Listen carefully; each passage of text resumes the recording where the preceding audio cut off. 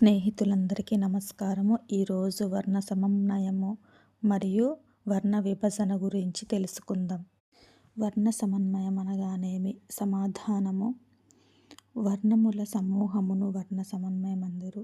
రెండవది, ఆంధ్ర వర్ణములెన్ని? అవి ఏవి? సమాధానము: ఆంధ్ర వర్ణములు 56. అవి ఆ, ఆ, ఈ, ఈ, ఉ, ఊ, రు, రు, లు, లు, ఏ, ఐ, ఓ, ఔ, క, ఖ, ఘ, ఘ, ఞ, క వర్గము, చ, చ, ఛ, జ, జ, ఝ, ఇని, చ వర్గము, ట, ఠ, డ, ఢ, అణ, ట వర్గము, త, థ, ద, ధ, న, త వర్గము, ప, ఫ, బ, భ, మ, ప వర్గము, య, ర, బండిర, ళ, అళ, వ, ష, ష, స, హ.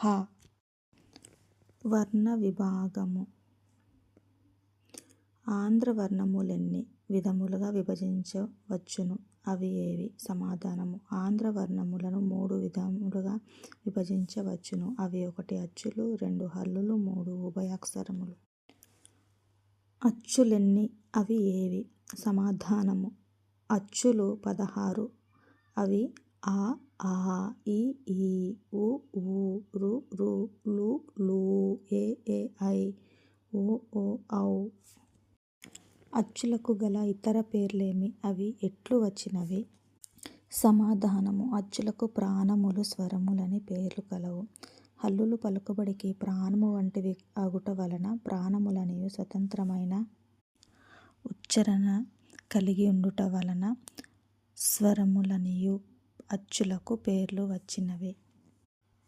అచ్చులు ఎన్ని రకములు? అవి ఏవి? వివరింపుము. సమాధానము: అచ్చులు 2 రకములు. అవి హ్రస్వాలు, దీర్ఘాలు. ముందుగా హ్రస్వాల గురించి తెలుసుకుందాం. హ్రస్వము ఒక్క మాత్ర ఒక రెప్పపాటు కాలంలో ఉచ్చరించబడు అచ్చులను హ్రస్వములు అందురు. అవి ఏటంటే ఆ, ఈ, ఓ, రు, లు, ఏ, ఓ. రెండవది దీర్ఘములు. 2 మాత్రల కాలంలో ఉచ్చరింపబడు అచ్చులను దీర్ఘములు అందురు. అవి 9: ఆ, ఈ, ఊ, రు, లు, ఏ, ఐ, ఓ, ఔ. వక్రములు అనగానేమి? అవి ఏవి? సమాధానము: వంకరగా నుండు అచ్చులను వక్రములు అందురు. అవి 4: ఏ, ఓ, 6. వక్రతమములనగానేమి? అవి ఏవి? మిక్కిలి వంకరగా నుండు అచ్చులను వక్రతమములు అందురు. అవి 2: ఐ, ఔ. 7వది ప్లుతము అనగానేమి? అవి ఏవి? సమాధానము: 3 మాత్రల కాలంలో ఉచ్చరింపబడు అచ్చులను ప్లుతములు అందురు. అవి 2: ఐ, ఔ.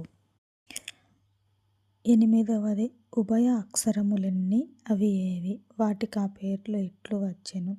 సమాధానము: ఉభయ అక్షరములు 3. అవి సున్నా, అరసున్న, విసర్గ.